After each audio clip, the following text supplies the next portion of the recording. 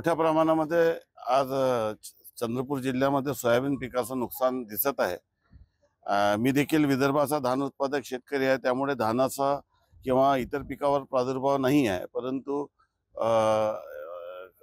सोयाबीनचं पीक हे दाणे फार छोटे झालेले आहे आणि शेवटी सप्टेंबर महिन्यामध्ये पाऊस हा सोयाबीनसाठी फार धोक्याचा असते। त्यामुळे आता आपले पालकमंत्री अशोक उईके साहेब आणि आपले स्थानिक आमदार यांच्यासोबत जे पीक पाहणी केली त्यामध्ये सोयाबीनचा खूप मोठ्या प्रमाणात नुकसान आहे।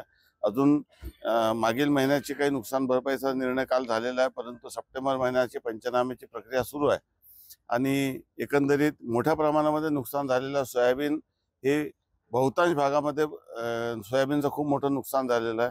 काही भागात कटाईला परवडणार नाही अशा पद्धतीची परिस्थिती आहे। त्यामुळे एकंदरीत पूर्ण अहवाल आल्यानंतरच या संदर्भात भाष्य करणे योग्य राहील। परंतु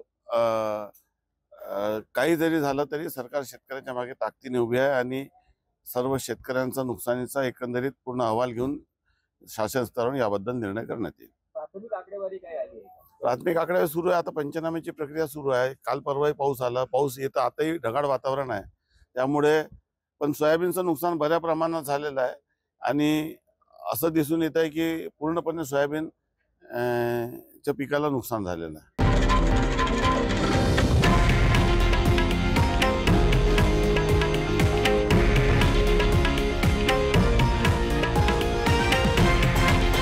हे आहे देशातील नंबर 1 न्यूज नेटवर्क आणि आपण पाहत आहात TV9 मराठी, एकमेव।